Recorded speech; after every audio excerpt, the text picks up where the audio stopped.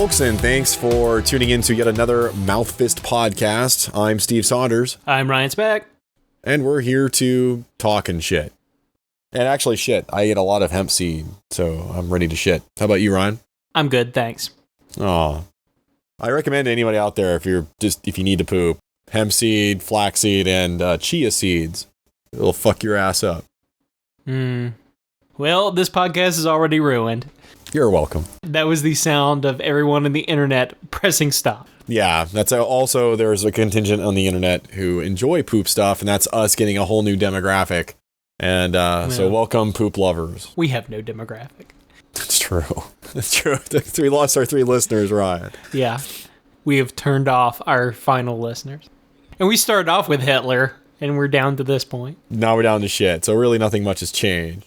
I'm actually typing on Facebook right now, talking new MouthFist podcast being recorded. Last time you actually cut out our listener questions, didn't you? Yes, I did. Why'd you do that? A, for time. B, because they weren't any good. Yeah, it's true. We had one good question from Sean Demery or Sean. There was a debate about whether it was going to be pronounced Sean Demery or Sean Demore. Yeah, I think I compared to Rebecca Demornay. That's a good joke too. Yeah, I was sad to lose it, but my buddy Ben Trafford always called him Sean Demore, and I've always called him Sean Demery. And some of you may have actually read Sean's work. He did the comic Thunder Road with Steve Sanders. That is not me. I'm Steve Saunders, which I actually to this day think Steve Sanders heavily dislikes me because our names are so similar. And I would hate being mistaken for you too. Yeah, exactly. Whereas Ryan's pretty much joking, well, mostly. Steve Sanders, I'm actually pretty sure doesn't like me because he's actually talked shit on Twitter and stuff like that. And he always seemed like a nice guy and his art's really good. But he used to get really, really, really, really upset in Miller World when I was doing All the Rage and people would confuse him for me. You know, he would get confused for me and he would say, no, I'd rather be confused with a child rapist. And I just thought, man, he must be a very angry guy. He does live in Kansas City, I think, so I'd be angry too. Yeah. But otherwise, he's a nice guy when I've talked to him and he doesn't figure out who I am until I'm, And otherwise, people mistake us for each other quite often because, there's only one letter difference in our first and last names. So sorry, Steve Sanders. If it makes you feel any better, people who didn't like me in school, which there was probably 2 or 3, called me Sanders as an insult. Which I don't think that helped. I don't think that helps things any, because I'm just saying his name's an insult. Anyway, sorry, Steve. Really love the 5 Fists of Science, buddy. Okay. So anyway, Sean Demery did a comic with him called Thunder Road, and it was one of the first mobile device comics, and it was actually quite good. So there you go. So thanks for the question, Sean. Thanks. Yeah. So in the end, thanks for the question. Thanks for the question, Sean. Last time it was just too long and. Basically, he asked a question. I said, yeah, that would make a good podcast to have some time. And then Steve proceeded to talk for 5 minutes about the question we should have a podcast about some other time. Ultimately, it didn't add that much more to the podcast, but that was the only real question. Most of it was just blah, blah, blah. What was the question? It was about the steampunk, cyberpunk, whatever punk. Talking about the movement of adding all of these punks unnecessarily to, I guess, literary genres. At one point in my life, I was a part of a select group of people who were pitching for a larger company, but I was pitching with a friend of mine, Josh Wagner. We were pitching together a comic project, and they actually had a strict no steampunk policy. Like, you couldn't pitch anything steampunk. If you said punk, people just flipped the fuck out. And that was a few years back, and now it's like everything's punk. You have to wonder what horrible flood of shit rained on their heads to make them that evasive of talking about steampunk at all. Well, it's because steampunk at that point still hadn't become what I would call convention material, aside from steampunk being a great new way for nerds to get laid and basically reuse old goth gear. Ryan, I don't know about you, but I remember when steampunk hit the goth scene, and it was like basically all the people who were sick of it dressing like Edwardian goth kids decided to dress more steampunky, and people who were sick and tired of looking like they just crawled out of an Israeli tank wanted to look more steampunky. I never saw any of that. So. Yeah. Well, I spent a lot of time in industrial clubs. So I didn't go to clubs at all. I only went to shows. And those people don't go to shows. They just go to clubs and complain about the music. They don't actually support bands by going to see them. true, but but now there's some bands that became steampunk. Like I remember when I saw Abney Park. Who used to be kind of like they're really nice people, but they used to be kind of like a second-rate goth band. I think calling them a second wave goth or dark wave act is really unfair. They just weren't that special, right? They weren't that interesting. Then they became a steampunk band and they're actually quite good now. Now they're all like airships, and I think they even have an airships role playing game, and it's all like blah blah blah. And I have like some friends that are like, writers, and they're like, oh, I'm gonna start a kidlit steampunk book. And I'm like, seriously, at what point did steampunk hijack every fucking thing that I read? Steampunk is the new pirate. Yeah. Yeah, it's the new pirate, and for those of you listening and like steampunk, I don't judge. I like some steampunk too. I'm just a bitter old man. But I do recommend that you check out this role-playing game called Unhallowed Metropolis that is an alternate history / alternate future where in 1905, instead of like an earthquake or whatever, there's a zombie apocalypse, and it's essentially... They call it gas mask chic. It's very, it's steampunk in the sense that if Warhammer 40k was steampunk, taking place in 2105 in kind of like a neo-Victorian, as if the Victorian age never ended. There you go. That's cool shit you can do with like steampunky type stuff, but pretty done with the whole goggles and steampunk, and it didn't help dating a girl who really likes steampunk for no particularly good reason. Yeah, I just don't get it. I don't get any of that shit, but I never really cared. I don't read that much anyway, so I don't come across that much of it. I don't know people who care. So yeah. I get off light, I guess. Yeah, me, I since I work in industries that is basically, it's essentially like the Chinese rushing the Yalu River or whatever. The Chinese and rushing into North Korea, so it's a 1951 or whatever. I kind of like... inundation of it's just crazy. So I feel like when I'm thinking about steampunk, I feel like some American machine gunner looking at the millions of Chinese charging at them. I just like, but now I'm comparing Chinese to steampunk, and I guess I might hate steampunk in some ways because I'm like, oh, I'm sorry, China. I'm really sorry. I didn't mean to compare you guys to steampunk. But yeah, steampunk is like the new. It's more played out already than cyberpunk was by the end of the 90s, and is more played out than fantasy was. With like D&D and shit. Yeah. Well, there was the one bit you missed from the last episode that was worth a damn, folks. I hope you appreciate that. Yeah. I think I kind of went off on a similar kind of rant before. Yeah, slightly different. Yeah, it was pretty close. So my usual like rant, semi-apologetic, I'm really sorry I have an opinion kind of thing, because everyone wants to have an opinion, but they really don't because everyone's like a defensive piece of shit. Right? I got that, right? Yeah. Okay, cool. So anyway, there's somebody out there that loves steampunk that is listening to this that hates my fucking guts right now. And they're like, I've been typing this steampunk book that has airships and unicorns for small children, mainly 15-year-old girls, for the last 6 months, and Steve just ruined my day. And I hope so.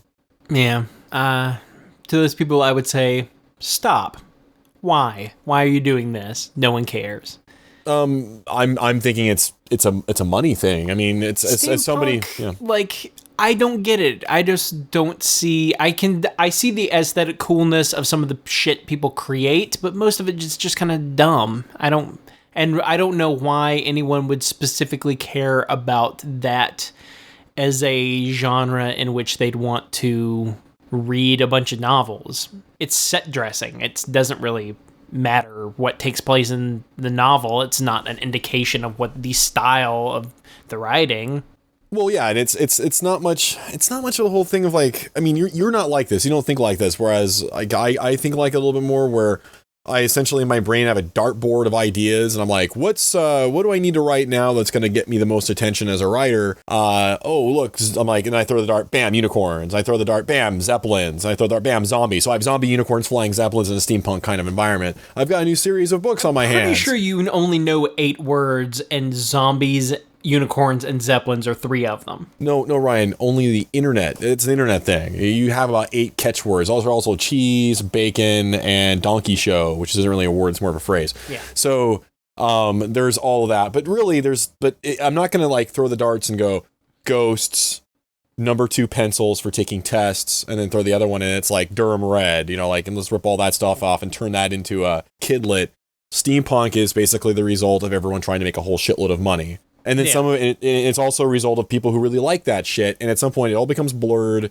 And we're just waiting for the next like round of like pirate steampunk people who are zombies. I just wish somebody would write some books about angsty teen vampires. Yeah, well, that's actually going to be old. That's going to be new hat. Old hat will become new hat again. So in like 5 years, people will be like angsty teen vampires. Who'da thunk it? So, no one will. That ship has been sailing now for almost a decade. Angsty teen steampunk vampire pirates? How about that? I mean, That's Twilight was what, 2004? When you start to think about how long this steamroller has been going. Steampunk roller. I guess the major fault can be laid at the feet of tweens, I guess, since I guess the only people now that consistently consume and buy books regularly are young adults and stupid people that read books for young adults. Yeah, and people, like apparently people who write them as well. So it's. I mean, the reason people write so many of them is because that's the only thing people are buying these days. I guess everybody is trying to write the next young adult vampire novel. I mean, people are going apeshit crazy about the Hunger Games and the Hunger Games movie. It's like, really? Oh, yeah. I live in a household with two 12-year-olds. Okay, so I was out shopping with my girlfriend for some books. We actually accidentally picked up a piece of Christian propaganda as a book, thinking it would be some cool book about knights and stuff, and that was kind of upsetting. Even had discussion questions and shit. It was horrifying. I can't believe people make like brainwashing manuals like this. In what way would this story have been better if there had been more Jesus in it? Yeah. Basically, it's telling the story in allegory and, in that kind of like pseudo-intellectual way that like ministers talk. They're like, this is an allegory and I'm using a bunch of big words because I think I'm smart because I've read the Bible. And let me say this, folks. I don't care if you're a Christian, I know you. If you think this should be in our friendship, go fuck yourself. But if you read the Bible and you take that shit literally or even believe in it, you are not an educated person. You're a fucking idiot. Anyway, moving on. The point is there's a shitload of young adult fiction out there because like you were saying, that seems to be the only people reading books. And you can even tell like the different trends people jump on, including steampunk. So the Hunger Games is something like I thought the Hunger Games was about I thought it was a foodie thing. I didn't even know what this was. I had no interest. In a way, I guess it kind of is. Yeah, I don't even know what it's about. Do you know what it's about, Ryan? Because I haven't even looked it up. Because people say the Hunger Games, I know roughly, mainly from vague mentions and the trailer for the movie. It seems to be something about like some sort of dystopian future where a bunch of starving urchins are basically told if they want to be fed, they have to submit someone for the yearly games or something along those lines, and it proceeds to be a lot of people compare it to Battle Royale because that's the most easily grabbable cultural icon of the moment that people can compare it to. So it's basically a bunch of teenagers hunting and killing each other, which makes for odd young adult reading, I guess. I don't know how they're going to blunt that for a young adult film that's going to be ostensibly PG-13, so... Yeah, that's true. You would think the very theme... That's the type of shit that the MPAA usually wants to throw the book at when there's children involved in anything. Children committing acts of violence. But it's a major studio movie, so they're going to give them whatever fucking rating they want. Well, yeah, that's how it always works. And I'm like, well, I mean, the idea sounds interesting. I wish it was more... I'd like to see, like, a post-apocalyptic Fallout kind of stuff for teenagers. I would find that to be interesting. Hunger Games, like, from what I recollect in my head, it's more like Ender's Game meets Battle Royale meets for watered down into a young lit book for moms to read and people. You ever notice that with like Harry Potter books and stuff like that too? A lot of people our age read them. Yeah. And I don't understand that shit. Yeah, I don't. Go read something in your own age group. Either, but I think most people our age can't read things for adults anymore because they're so out of practice in even reading. They haven't read since they were in high school, so how could they read if they wanted to? These same people will mock you and I for reading Warhammer novels. Which are written for adults.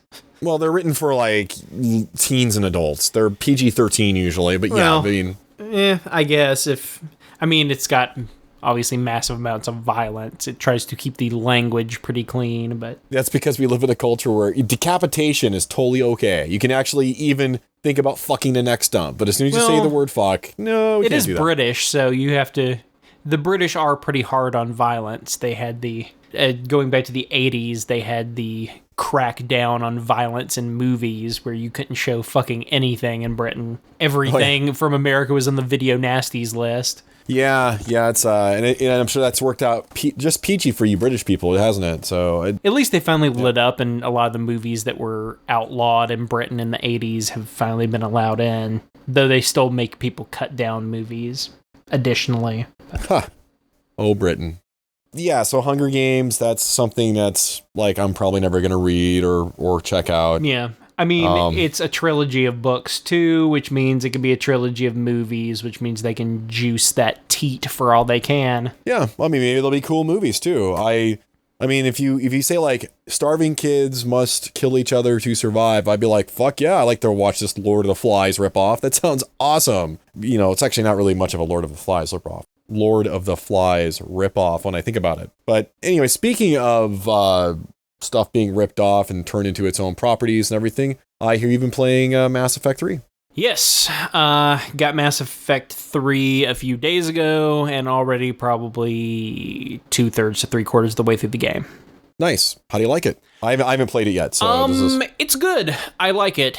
So, obviously, there has been much talking, gnashing of teeth on the internet about Mass Effect 3. It has received tremendous amounts of negative attention because, well, it's the end of a trilogy of incredibly popular games. So you've got the people that want to complain about the popular thing who are just being contrarians. You have the people who want to complain about things not ending the way they wanted it to. And then you have the rational people complaining about the prices associated with the game and its DLC, who are kind of going over the top and proceeding to bash the game and give it shitty ratings. Yeah, someone actually posted on my wall that that there's a petition for a DLC that changes the last minute. Of the game or something? Yeah, I haven't finished the game yet, so obviously I can't speak to the ending, but there's been a lot of talk and petitions, and they're raising money. People are basically contributing money to Child's Play as part of a drive to also get the ending of Mass Effect 3 changed, because they don't feel like it's good enough. They don't feel like their decisions throughout the series make enough difference in how the game ends. And to this, I will say, shut the fuck up. You don't dictate the ending of a novel or a movie or a game. You don't get to complain. You can complain about it sucking, but you can't tell people to fucking change it. If it's their vision, you can say, I don't like it. I'm not going to fucking call up Damon Lindelof and tell him he has to reshoot the last fucking season of Lost and fix that shit heap. I'm not going to start a petition to make them change that and fix the fact that their show is a pile of dog shit. You don't do that. And on top of that, you're taking into consideration the fact that you have a series of 3 games that you can transfer your save file from the first game to the second game, and the decisions you make in the first game affect some of the things in the second game, and then take this save game from the second and transfer it to the third, where even more decisions and the sum total of everything you've done makes minor tweaks in who shows up, what happens. Some decisions you make thinking that you're on the right side may cause problems during the war because you've prevented something else from happening. So basically there's tweaks, but the thing is, this is not the end of Mass Effect. They're doing more Mass Effect stuff. This is just the end of the trilogy about Commander Shepard. Right, that's Chris Evans, right? No. In what sense? The fact that it kind of looks like him vaguely? Isn't Chris Evans the voice of the main guy? No. It's just some voice actor. How did I get that wrong? And there's male and female. You can play either. Okay. The voice of the female is actually better. I like the female voice actress more than the male, but everybody plays as the male. They just started really promoting the female aspect of it with the third game. But yeah, the thing is, it's not going to end there. It's not going to just be wrapped up tidily and they move on. So they have to have some consistent concept of what actually happens in the third game at the ending to go into the next game. There has to be some kind of declaration of what actually happened, no matter what save game you fucking used. You can't have a ending that is incredibly dependent specifically on your choices and your choices alone, because how do you continue a series and continue writing where something is based so heavily on hundreds of variables? So I think in that aspect of people complaining about, well, the ending doesn't take into consideration all these different things I did. It's how many games do you play have that many fucking endings? Mark Meir, by the way, who apparently to me sounds a lot like Chris Evans. After you hear him talk for a while, you will get right the fuck over that, because he doesn't really sound anything like Chris Evans. No, I played Mass Effect 1. Really? He sounds nothing like Chris Evans. They're like a couple, they're like an octave off from each other at least. Chris Evans has a much higher voice. I mean, he plays it down a little. He's going for the husky soldier voice. My exposure to Chris Evans was more limited when I played Mass Effect, which was 2008, right? So I remember when I was playing Mass Effect when I was visiting some friends. The thing I don't understand though is, I mean, I know some fan uproar can change things a little bit. Like, remember how the ending of Fallout 3 was sort of changed. And I don't think the ending of Fallout 3 was a problem. I mean, I get that they wanted to tell a story, and it was a very finite story, and you get done and it ends, which they replicated in New Vegas, and people didn't complain half as much about that, despite the fact that the ending was substantially shittier, in my view, and it ends, and you can't play it anymore. With Fallout 3, the thing is that you play it and you get to the end and you still have so much left to do and you want to keep going, and then they release all this DLC for it that you want to play, and either you have to start a new character or you have to patch the game, change it in some way, which is what they chose to do. They were like, well, people love playing this and they want to keep going and going and going with the same character. Either they can't finish the game or we open it up to them, and in that case, Bethesda was like, well, fuck it. Yeah, we can change the ending, keep it open, let people keep doing stuff, though.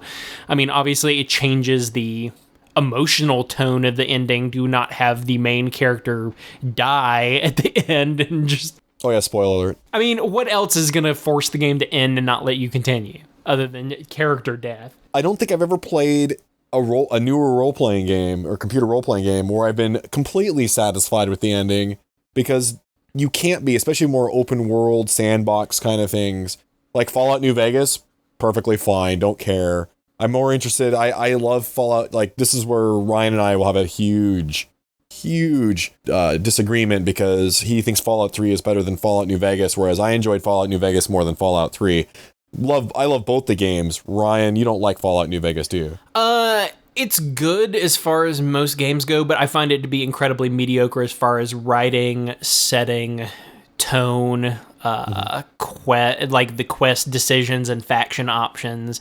I think the mechanics are fine. I think the game works okay, but I just think the lack of variety in the setting, the kind of boring nature of the locations, the quest lines not being particularly interesting. See, I enjoyed it, but I usually tell people to play both games, right? And also there's a lot of really good user content or mods. There's a lot of good mods that were created for Fallout New Vegas as well. I can't quite explain why I love Fallout New Vegas more. I think it's because some of the things, like the Caesar's Legions, like really, like that was like one of the coolest game concepts ever created. And of course Fallout 3 doesn't have that. But neither game's like ending is overly satisfactory. Knights of the Old Republic was also very unsatisfactory in its ending. BioWare is not like great about overall stories for a long time. I think they had a lot of problems in their older games with creating a satisfying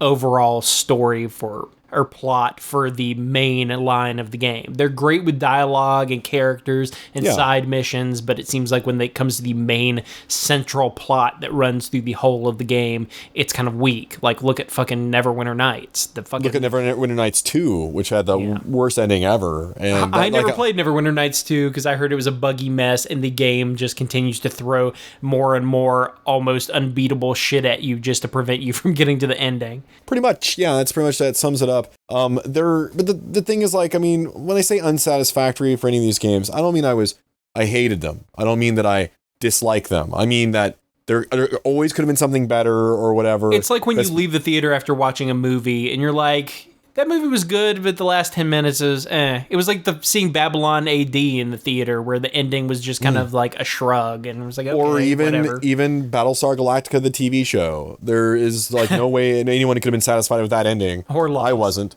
Or Lost. See, I haven't seen Lost. You haven't seen BSG. Yes, so on the opposite sides, yeah.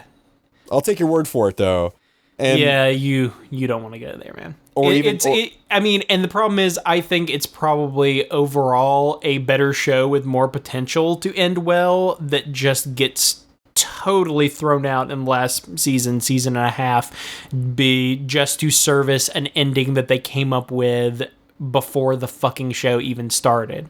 You know, I bitched about it at the time, but I would say that I think they had it right with The Sopranos. The best endings are the ones that just end. They just end. It just fucking ends. That's it. Like, in the middle of, like, them talking, like, and then I'm going to go take up the end. Yeah, I guess people wanted it to be Shakespearean, to have a finite end, to see... I never watched Sopranos either, but my impression is everybody wanted to see him either get his comeuppance or see things become final for his character in some way. And I'm not sure why, but it's deeply hinted at that that's what probably happens, but in a creative kind of way. And if we're looking at it as somebody who creates stories, I would say that The Sopranos pretty much was the equivalent of your favorite grandmother being on life support with terminal cancer. You were just there to see her because Nana reminds you of great times that you had together when you were a kid, and blah, blah, blah, catching grasshoppers or whatever. And there she is dying. And really, the logical thing is that you need to pull the plug, because I kept watching Sopranos because I liked the characters. I enjoyed the show. And not that the show was terrible at the end, but it was kind of terrible. And it was just starting to get kind of like, it was done. It just needed to be done. And the same thing with Battlestar Galactica, and I've just recently rewatched that whole series, and it was screaming, please pull the fucking plug. You know, like we ran out of ideas a season ago, someone kill us. Well, yeah, I mean, it's kind of like, you know, BSG was, like, each episode was great. It was just when it all connected together, you're like, this is terrible. And, yeah, that's the problem that they have. People are able to come up with episodic content that's good, but their overall plot line, they focus so hard on making every episode good that it is a can't see the forest for the trees type problem. And this is why I'm afraid of watching I have not watched the new season of Dexter, or the last season. I'm terrified. Yeah. I'm terrified too, because how much more can you milk the same fucking story over and over again? It's surprisingly, you can keep milking it. That tit is not dry yet.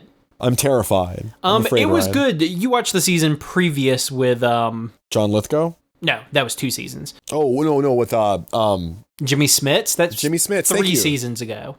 No, wait. Jimmy Smits was before Trinity? Yes. What was last season? I'm trying to remember her name. Wait, is there a new season of Dexter I'm not even aware of, and I just watched last season? Yeah, probably. The new season is Edward James Olmos and Colin Hanks. Oh shit, I should watch that. Are we on season 5? No, season 7 is the next one. There's been 6 seasons, Steve. So last season. Okay. So I haven't seen season 5 or 6. Okay. Julia Stiles. Oh wait, no, actually, yeah, Julia Stiles. So yeah, last season Julia Stiles. Oh yeah, I saw that season. I haven't seen season 6. Okay. So you did see the one with him rescuing her, and him finally having a connection with somebody else, but then her leaving him at the end. Yeah. Spoiler. Yeah.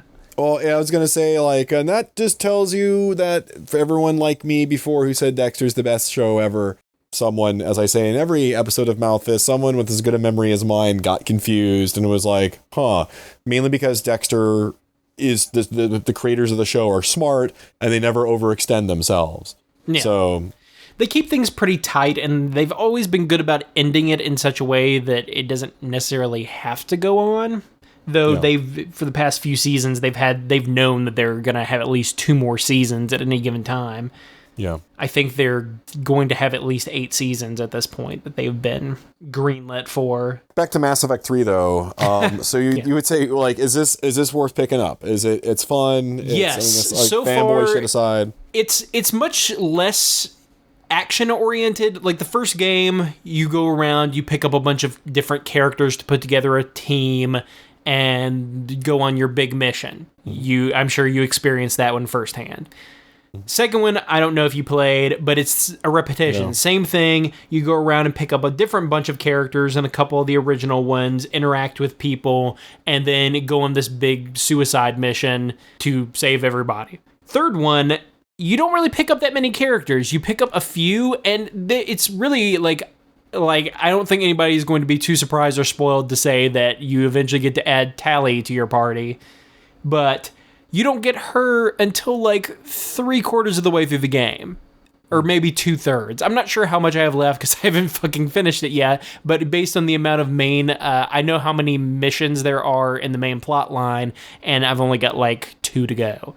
So, and there's only like 8 or something, so it's not very long. I've only played it for about like maybe 20 to 25 hours. So it feels like, and I'm doing everything. I have done every fucking thing in the game almost.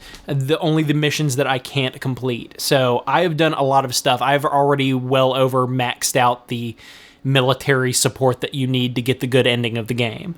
Because there's a bar of military readiness, basically, that you fill up over the course of the game, which you also get a bonus for playing the multiplayer, which I tried last night. Multiplayer, surprisingly good. I do not like multiplayer games, but the multiplayer is entirely 4-man co-op, and you basically take on, it's like you get harassed by more and tougher monsters every round for like 10 or 11 rounds. So it's basically, you go through a wave of monsters attacking you, you kill them, you get, your health comes back, you get more ammo, you go replenish your ammo, and then you get ready for the next wave.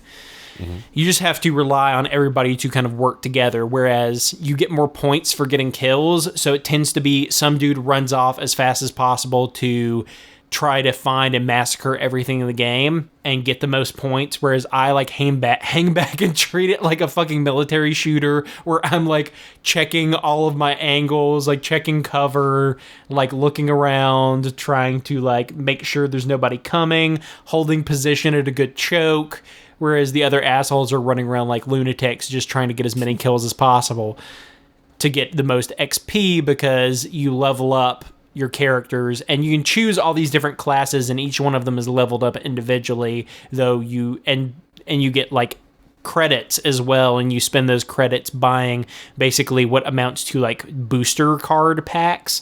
You can buy them with for real money with BioWare points, but you can just like each mission you can get like at least 5 to 20,000 credits, and the packs are anywhere from 20 to 60,000 credits. So you buy a pack of stuff and it gives you some bonuses to use during a mission if you want, or unlock new classes, new weapons, stuff like that. So you basically have to keep playing and buying shit just to unlock all of your weapons and characters and stuff, and it's random. All right, so I'll take that it's as fun. an endorsement. It's surprisingly fun, and I hate multiplayer games. Generally, I would rather eat a fucking gun than have to play like Call of Duty or Battlefield. Me too.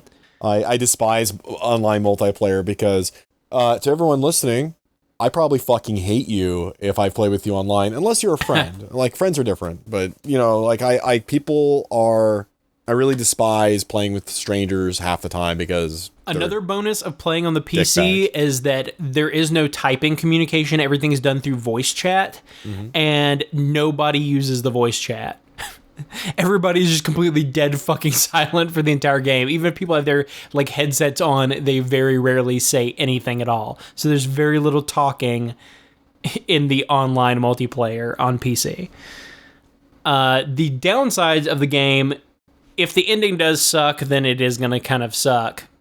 I mean, the game feels good despite the fact that there is a sort of lack of doing stuff in the game. There's a lot more talking and character stuff than there is action, which I'm sure will irritate some people, but if the ending doesn't pay off, it'll kind of be a big downer.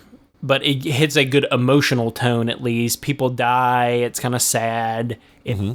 It's handled well and with a certain level of dignity. But at the same time, one of the major complaints about the game was they released 0-day DLC. The day it came out, there was a DLC pack with a new weapon, 2 missions, a whopping 2 missions, which were really short, by the way. And and the missions are just to unlock another character to be on your team. It's $10. It really should have been no more than $5. And it was free if you bought the collector's edition. So people were mainly mad that the DLC was created before the game was done. So they basically reserved a part of the game to sell back to you for more money. I got the game for free because Best Buy owed me some cash, so I got the game for free and felt I could spend the $10 and not feel bad about it. But still, the $10 was kind of a ripoff. Even getting the game for free for me, it was still kind of a ripoff because I got very little out of it. Sure, I've got the character, maybe I'll eventually use him, but the way I've been playing, I probably won't. I don't use him on my main soldier playthrough because I need to support people with powers because I do all the fucking shooting, and he seems like an interesting character and all, but there's not a lot to it. It's very little content for the $10 you're paying in, so I will agree that feels a little bit like fucking usury, but I'm not saying that they fucking kept a major part of the game out to sell back to you. It's not a major part. It's so fucking minor it barely matters. It's kind of not worth the $10 just based on how little it adds. So quit your fucking whining about that. Just complain about how goddamn expensive it is for so little. Do you think nerds are getting a little bit out of control with their complaints about the ending and this new Absolutely. DLC stuff? People feel so goddamn entitled. Now, have you noticed a lot of these nerds? They tend to be people like my dad. My dad's in his 70s. He doesn't understand why people flip the fuck out about this kind of stuff. He's like, you should just be happy you're getting something. His only complaints about video games is a lot of them seem unfinished. Because back in the old days, you just got old days meaning the 1980s for home computing games. You would get the game, and that's it. That's done. Yeah. You didn't get. There was no patching. There was no DLC. There was no expansion packs. Yeah, you had to get in so usually. I'm excited that they can do updates and patches and stuff like that. I think that's great. But they rely on updates and patches now. Yeah, they do. They do. And I think that's a legitimate complaint, but asking them to change the ending. Of course, at the same time, the games are getting so much more complicated over time that it's impossible to find all the bugs. So when people go apeshit complaining about how buggy Skyrim is when I only had 2 bugs and neither of them were particularly game breaking. Yeah. I don't know what the fuck their problem is. So people are alternately entitled in the sense that they feel like the game should be fucking perfect when it's given to them. And on the other hand, they're also way forgiving of games being shitty and broken if they happen to like that game. Dear Bethesda haters, I would like to know what fucking games you're getting that are so fucking broken, because I've gotten every game of Bethesda since Daggerfall, with the exception of Skyrim, which I just haven't gotten yet because I don't have enough time to play it. And you know what? I don't know what fucking bugs you're talking about. What are you talking about? There's I don't minor understand. Glitches and shit. There's occasionally quest bugs that it'll break a quest, but usually under very strange or specific circumstances. The problem is not everything can be tested on every hardware and software setup. Right. The problem with PCs is everyone is a fucking individual. You like to believe that you are a fucking individual snowflake of a human, and your computer is. Very, very few computers are fucking alike because of all the different shit you put into it and onto it. That's why people complain about Windows being a piece of shit, but Windows is fucking great. It will make any piece of hardware you throw at it run. Mac can run on one goddamn thing. Your Mac OS doesn't do anything. Well, also just try to talk to Apple sometime. I was going to call them Macrosoft. You just try talking to Apple sometime about their stuff not working. or going to an Apple store, like when my girlfriend bought her iPad 3, which, by the way, is a pretty awesome device. But she did not want me to come with her because she knew that I would I always mock Apple employees because not because I hate Apple, but because they tend to be douchebags. So, I mean, if you're an Apple employee listening to this and you think you're a great person, please tell me. That'd be great. But I just, when I try saying like, oh, this didn't work for me, they're like, oh, that didn't happen. You're like, but this particular thing didn't work. Like when someone was talking about like their OS crashing. What is it called? Safari or some bullshit? Safari is the browser. Yeah, that's what I'm talking about. Like their browser was crashing. They're like, well, that doesn't happen. And I'm like, Safari is the weakest shit Apple has ever put out. It is so fucking unstable and like unsafe. Safari is the most unsafe browser there is to use.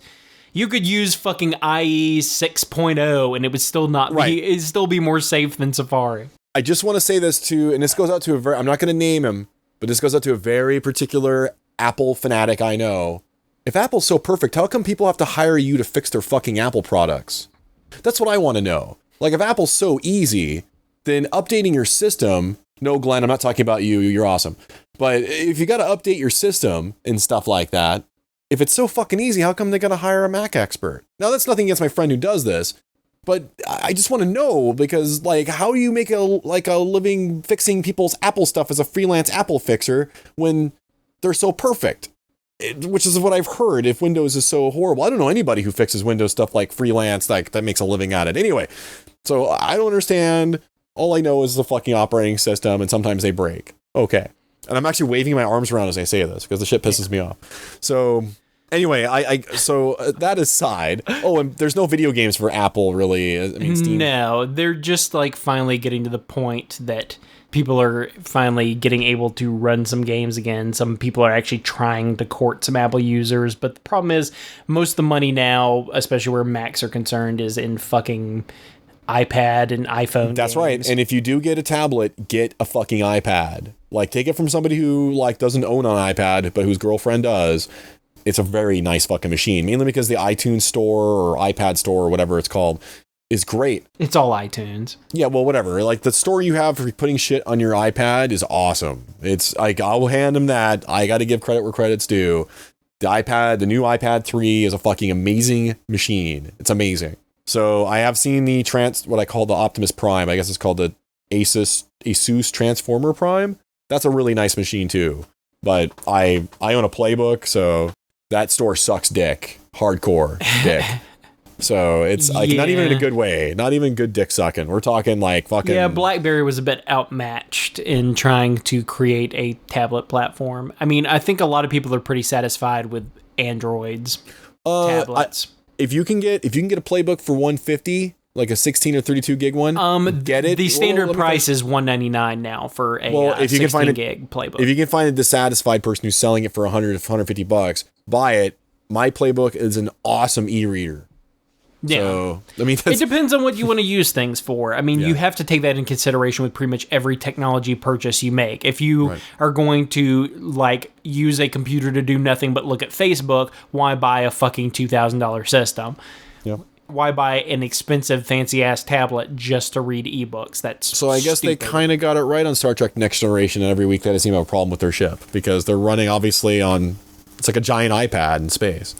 Yeah. So, yeah. And anyway, all that aside, Mass Effect 3 is cool. I'm happy to see BioWare actually... Like, when I first heard about Mass Effect years ago, I didn't have much faith that they would do well with an original property. They did, so congratulations, BioWare. It's nice to see something good coming out of Edmonton, other than, a couple of friends in the music industry and a lot of fucking snow.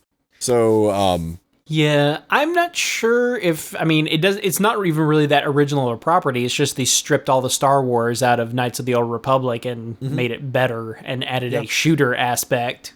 Which, I mean, it really, a lot of the, like, playing Knights of the Old Republic, I was surprised by how much stuff I had already seen in the first two Mass Effect games and in Dragon Age. It was like, wow, they reuse all this shit. I was like, and they did it better the second time. At least if you're going to fucking repeat yourself, improve. Improve it, yeah. And speaking of repeating oneself and improving... first of all, we mentioned before Fallout 3 and Fallout New Vegas. Yes. and I mentioned the Bethesda hate, and I didn't understand that. And I also have never understood why people, especially over in No Mutants Allowed, which is actually a pretty cool little forum, I never understood why Those they had people so are much fucking insane. about how like Fallout 1 and 2 are better than Fallout 3. To them, as a lifelong Fallout fan who's played Fallout longer than many of them have, no, it is not. Fallout 3 is vastly superior to Fallout 1 and 2 on every level imaginable. How it doesn't have the tactical, like, squad-based isometric view, which I enjoyed. But honestly, like, if you played Fallout 3 and hated it and said, I preferred Fallout 1, you have some kind of rare birth defect and should really, really, really check into a clinic. Because I'm okay. Maybe you should be playing fucking Civilization instead. I am okay with people arguing which is better, the original Dawn of the Dead or the remake of Dawn of the Dead. I'll say I like the remake better. I've even told George Romero that to his face. He was very nice about it. However, and he actually liked it too. I mean, but the point is, but it's comparing Fallout 1 and Fallout 2 to Fallout 3 is literally like comparing apples and oranges, or more like apples and serial rapists. It does not, they don't compute. They're really, although the same background, they're very different games. I don't understand why. You can just simply say you don't like first-person shooters. Great. But if you're like saying that Fallout 3 misses the zaniness of Fallout, I don't know what the fuck's wrong with you. I don't understand. Yeah. Maybe you can explain it, Ryan, but that's... I don't know. I think they have a very specific idea of what the game means to them as people when they first played it, and nothing can live up to that again. It's like wanting to go back, date, and fuck your first love, thinking that it would be perfect. Yeah, I went back and watched the old D&D cartoons. They fucking suck. So it's the same kind of idea. It's nostalgia. But now we have someone answering this question, and that's Brian Fargo and company, and they have just, in the course of like 48 hours, more than raised the funds they needed to do Wasteland 2. Like, what, $1 million? 900,000. They're at $1 million, Okay. almost $1.3 million.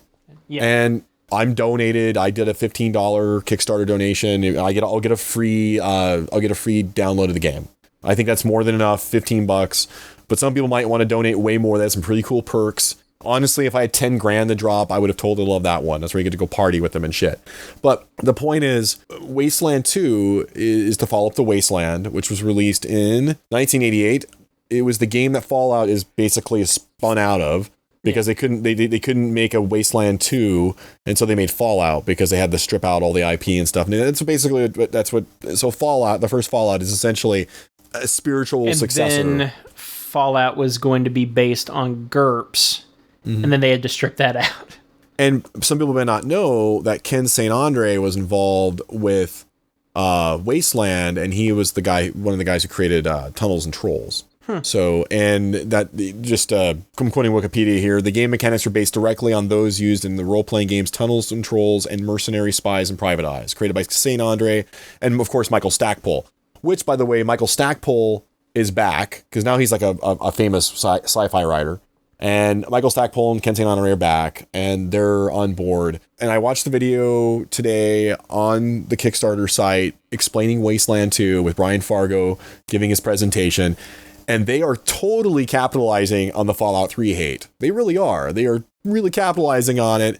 In fact, Wasteland 2, this is probably where they might lose Ryan Speck. Oh god, I wouldn't play that shit. Just watching the video of the first Wasteland, I have no interest in playing it. Wasteland 2 is basically going to be like Fallout 2. It's going to be the same. It's going to be, you're going to have a squad. It's going to be isometric, and it's going to be like this. Like, I love that shit. So it's going to be like Neverwinter Nights or something like that. I won't be playing that. Right. And that's the thing, is like, some people like me are old school and love that. A lot of new school kids aren't going to really dig it. I do highly recommend they make Wasteland 2 available for like tablet systems. Like, if you can play that fucker on an iPad, it'd be perfect, because, or a stripped down version of it. Because one of the things, like, a lot of these tablets are lacking are really good dungeon crawl or Fallout like role playing games, computer role playing games. Yeah. So the whole old team is back. So you're not going to play Wasteland 2. You're not interested or excited about this. Nope, not at all. Why is that? Just does not look like the type of thing I would be vaguely interested in playing. I mean, I play games for fun. I don't like games that are overly challenging just to be a pain in the ass.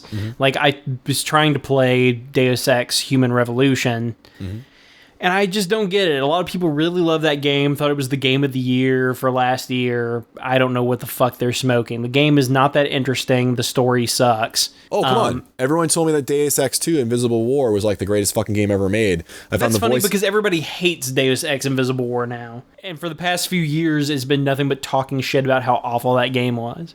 I just remember trying the demo and being like, I don't get this fucking game at all. So I played through that piece of shit, and then people are like, I'd somehow missed Deus Ex. I'd missed the Deus Ex train when it came out.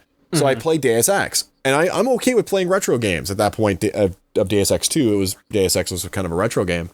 And I don't fucking understand all the love for it. It was okay, but it wasn't like amazing. I didn't like play through Deus Ex and want to masturbate. There were so many options as to what you could do with the game. I guess it was the openness with which you could play in this world, and there was there's consequences to everything, but very few limitations. Like somebody pointed out that I guess you at the beginning of Deus Ex or whatever, your brother shows up to talk to you, and you could kill your own brother, just gun him down, like before even talking to him. See, that's kind of cool. Yeah, I mean, I like that aspect to it, but when I play a game, it seems like when people say, "Oh, the openness is great," and I'm like, "Okay, great.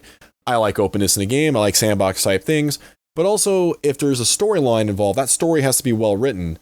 So it's kind of like when I'm playing a role playing game, like a tabletop role playing game. I might really like the background, or I might like the rules, but if the background sucks, then why am I buying this game in the first place? Like, what's the point? Yeah. And or vice versa. Like people say, like when I buy it's kind of like buying Palladium games. When you buy them, you should be able to play everything out of box, not have to reinvent everything. So why the fuck do you have it in the first place? Yeah. I don't know. I think like Deus Ex probably has an interesting backstory, and they put a lot more thought into it than shows up on the screen, I think. But the problem is the overall plot obviously seems a little retarded. The characters are really wooden and stupid. The dialogue's pretty crappy. The actual system under which the game works, it's mainly a first-person shooter, which I'm fine with. The first-person shooter aspects work pretty well. It's decent. It is like a combination of, it reminds me of playing Fear minus the fear part. But it has the feeling of something like Fear or Crisis in the first-person shooter aspect. And then the gameplay also has a sort of Hitman aspect where you can just like murder somebody and drag the body off so nobody notices that they're gone.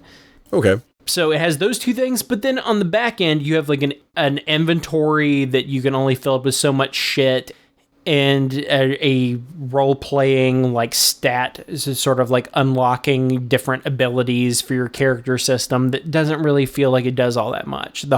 Especially the inventory system, it just seems like a headache because there's nowhere for you to put stuff.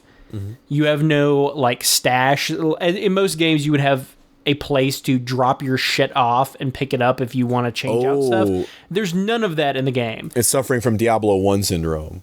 Yeah. Anything that you don't want to carry on you just has to be thrown on the fucking ground and hope that it's still there when you come back, if you come back, because like I've noticed that you think you'll get done with a mission, then you'll be able to go back and sell some of the shit you don't need and like drop off a weapon or switch something out or get some more ammo or check for something else. And then the mission just keeps on going for 2 fucking hours of being a corridor shooter. Just goes on and on and on. The mission leads to another mission, which you automatically go on and you're in a completely different location. Next thing you know, you're not even in that city anymore. And it's like you have no home base to even think about dropping shit off at, and you're like, why do I have an inventory if it's not going to if all I can do is just sell shit or have shit?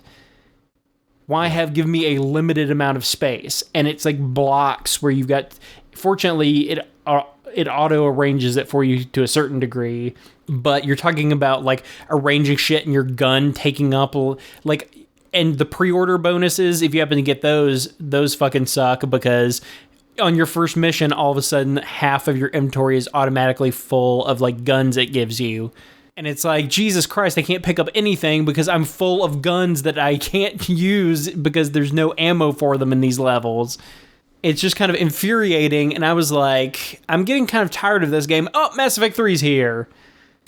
Like, that has been the opposite experience where it's like, I have fights where I'll die a lot sometimes, and I wouldn't call them challenging, but it's fun and challenging enough that I immediately go back and try it again. Maybe I'll fuck up 2 or 3 times in a particular fight and get myself killed, but I don't get like frustrated at it, whereas Deus Ex was a lot of frustration even with parts where I wasn't doing all that much.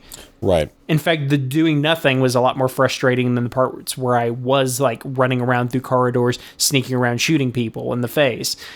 Like the parts where I was like running back and forth across big cities where there's nothing to do in the entire goddamn city except go from place to place to pick up missions or sell shit in like those couple places spread out around a giant goddamn city that is mainly just there to give you places to walk around and slow down your fucking computer. All this talk of these games makes me now you'll appreciate this, Ryan. I've been playing through Painkiller again. Yeah, I would suppose you've been trying the new one. They just released a new Painkiller game like 2 or 3 weeks ago. Oh, it's shit. Still basically on the same engine and the exact same game. It's just like yet another expansion for Painkiller. No? I didn't even know this existed.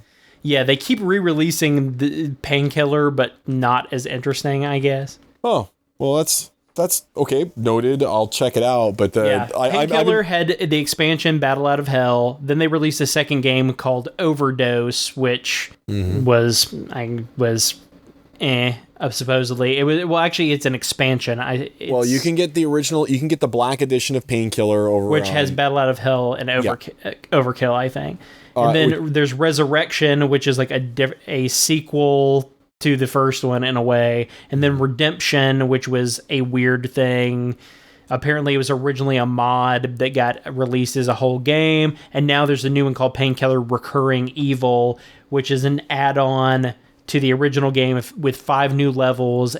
So it's kind of a re-release and kind of a new game. It's a way for them to get more of your fucking money, I guess. You can get Painkiller over at GOG.com, good old game, so GOG.com. Or it's on Steam on sale all the goddamn time. So, and as you can tell, Ryan really enjoyed Painkiller. Back in the day, I tried replaying it and it wasn't as fun since like the game came out, 2004?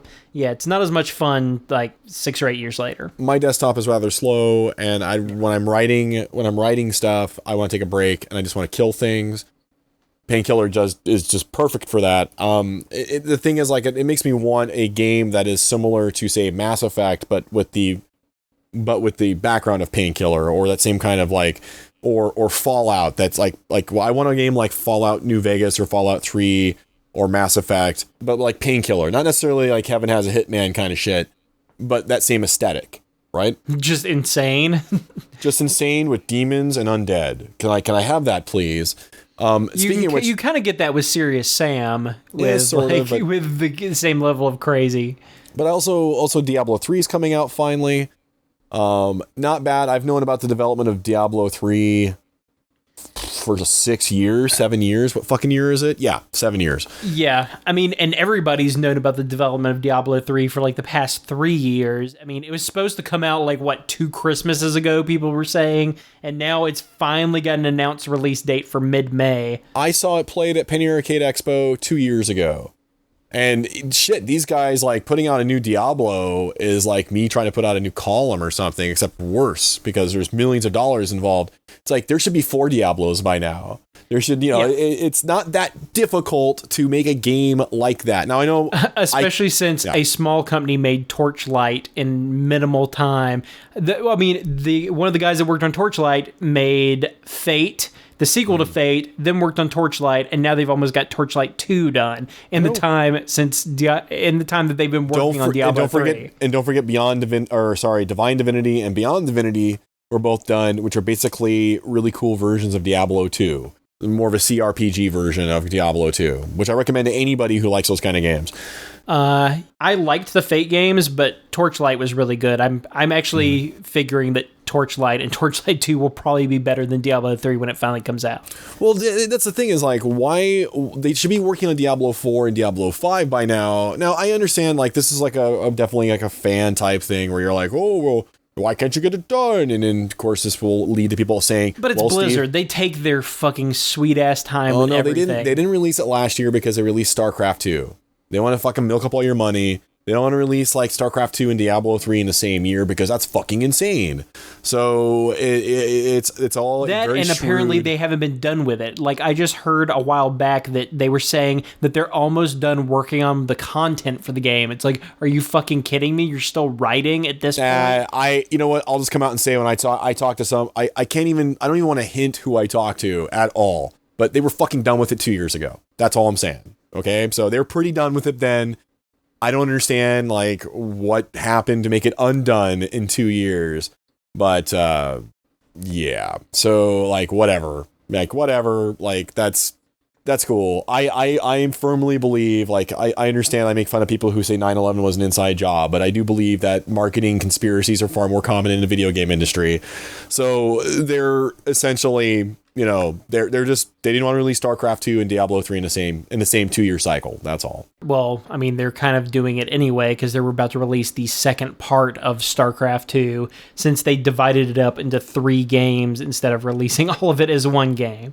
Yeah, I mean, it's why I don't know. StarCraft 2 isn't that far. You can run StarCraft 2 on old like game systems or PC systems from like 2005. I mean, it's not exactly the most. Though if you crank up all of the visual settings, apparently it will make a pretty hardcore computer like lag. Is it because it has a lot of going on? I'm assuming. Yeah, and also it's really detailed if you want to zoom in. That's cool. If you zoom in, you can zoom in and look at the fucking characters full screen and they are fully detailed. But you gotta crank the shit all the way up. In the time between StarCraft 1 and 2, we had like shit. Like in half the time between StarCraft and StarCraft 2, we had a variety of Dawn of War games. So, yeah, not to mention Mark of Chaos for Warhammer. In the time it took them to make a second StarCraft, they were overrun by 70 fucking Command and Conquer games and and Dawn of War games and all sorts of other shit. And you could say it's because of World of Warcraft and it's a gigantic money machine. I just want to know why. Which is slowly dying out, thankfully. I don't know who the fuck... Like, there are people actually looking forward to that Mists of Pandaria expansion coming out. Don't even know what that is. Don't care.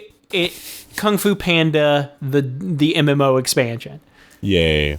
You get to play Asian-inspired martial artist Panda Men. Okay, well, that's great. I'm sure it's Chuck Norris approved, right? So, like... Which makes me laugh because one of the races in... you remember Progress Quest? It was a game that you could download for free that played itself. It was made to mock things like Diablo 2, where the game just plays itself and tells you about all the cool like weapons and shit, weapons you're getting and shit you're doing and killing. One of the races you could choose was Panda Man. Nice. Another one was Demi-Canadian. Demi-Canadian, yeah, I remember that one. I'm a Demi-Canadian. I would always play Demi-Canadian Bastard Lunatic. Well, I should really find Progress Quest. I love that game. But the thing is, I think Blizzard did happen upon a new thing, which is where you wait until your first game is retro, or until Korea's finally done playing it, and then you release a sequel. So like it's like now it's all retro because when StarCraft 2 came out, people were like, "Oh my god, yay!" Because StarCraft 1 is so fucking retro. It came out 1998. Yeah, I tried to play StarCraft again recently. And dude, the fucking game is dog shit looking. I mean, I didn't remember it looking that bad in comparison to StarCraft. Because we were playing on shittier monitors. And our eyes weren't as good back in the 90s. Oh god, it's so fucking terrible. It's like watching the new game and then going back to the first game, it's like, oh god, this is really rough. I can't even tell what the fuck's going on. All I see is giant pixel blocks. It might as well be fucking Rogue. Maybe we'll finally see games that are like, you know, a Planescape remake or a new game. I mean, I think to a certain extent, a lot of companies are trying to get out of the business of doing licensed products because then they got to split the money, and at the same time, they're paying out money just to make a game that may or not get canceled. That's true, but like, And plus, how many people really care about Dungeons and Dragons anymore? But how many people care about Planescape? There is a, I don't know if it's a big enough like fan base. Nobody cares about fucking Planescape. Do people care about Planescape when it came out as an AD&D setting? Yeah. A lot, like me and several of my friends purchased the box set. I don't think I've ever known anyone that owned Planescape. I actually, when I found a Planescape novel in a thrift store, as soon as I grabbed it, a guy's like, I will pay you twice as much of what you're paying for that. Like, I will give you twice as much, so you give me $1.50 if I buy the 75-cent book. But I'm like, no, I'm going to take this Planescape novel because he didn't see it, right? And I picked it and he was like, oh man, I want that now. And then everybody wants it. Like, it has a small but dedicated fan base. So the video game is considered one of the best video games and CRPGs ever created. I would not try going back and playing it though, because I get the feeling that it will be a major disappointment this far after the fact. I didn't find it to be a major disappointment. Or virtually unplayable. Nope. Because I tried playing Baldur's Gate, and that game I was like, that's nope, a different game. Well, I got through 15 minutes. 15 minutes after starting it, I was like, I'm done. No, you can't do Baldur's Gate 1. You have to do Baldur's Gate 2, which is okay to play through again. At least that was as of 5 years ago. Luckily, Planescape is more like just playing through a full story. Baldur's Gate Enhanced Edition. Oh, so did you see that like countdown for Baldur's Gate that was going on? Yeah, that stupid thing. So I think everybody was giving that shit a lot more excitement and credit than it deserved. Everybody was so theorizing that they would be making new Baldur's Gates games and this and that. No, I kind of cheated when I told someone, it might have been you, that it's probably just an enhanced version because I kind of knew about it. So, but anyway, they're doing. Oh, like I knew that too from looking at different like websites that people were. I guess that it was going to be a new enhanced version based on what some of the people were saying. Some of the people were claiming that it was just going to be a mildly updated, because it was the same company that did an update of another game for Atari. They did a slightly modified version of something else. I love the first Baldur's Gate, and I love the second Baldur's Gate. I played Baldur's Gate when it was new. It was a lot of fucking fun. Definitely the first BG isn't as fun because of gameplay. But as far as like, if you like those kind of games, that's what started it. So Baldur's Gate is a great game. And so I personally would like to see the overhauled enhanced version. Although there's really not much about the goddamn game. It's a terrible website, but it looked like fucking GeoCities. Jesus Christ. So Atari Wizards of the Coast and Overhaul Games are pleased to announce work has begun on the enhanced edition of Baldur's Gate and Baldur's Gate 2. Blah, blah, blah. Whoopty shit. So I don't know what the overhaul is going to be. You can get a version on Good Old Games that will actually run on your computer, which is nice, but and they're about to add that to Steam too, the like complete Baldur's Gate editions that are made to actually run on modern computers or whatever. And I want to know what the enhanced edition like I think it's just mild visual upgrades, because that same company did, I can't remember what it was they said they Overhaul Games? Oh, it was I think it was the MDK games. You know how they recently I got they got MDK2 Overhaul Games. Yeah, they did the visual update for the MDK games. Right. Okay, dear Overhaul Games, you need a motherfucking copy editor. I have already spotted one grammar error. About us. This is the About Us page. We are Overhaul Games, period, lowercase s, since we got our start at BioWare. We've made a few games, no comma, and then a comma, met a few friends, comma, and now we're back working on the games we love. Yeah, apparently, and you're not like, hey guys, I'm an editor, I will do this shit for almost free. So, please, for love of God, like holy shit. I don't know, maybe they don't speak English as a first language. I would not doubt it. But well, I think it may be a European company, actually. They're in Edmonton. Really? Down the street from the original BioWare office. Right now, we're hip deep in code. But if you're going to have 2 paragraphs about you on your Overhaul Games website, which that's all it is, you're going to need, and especially just look at the bottom of that page. I don't know how it loads up for you.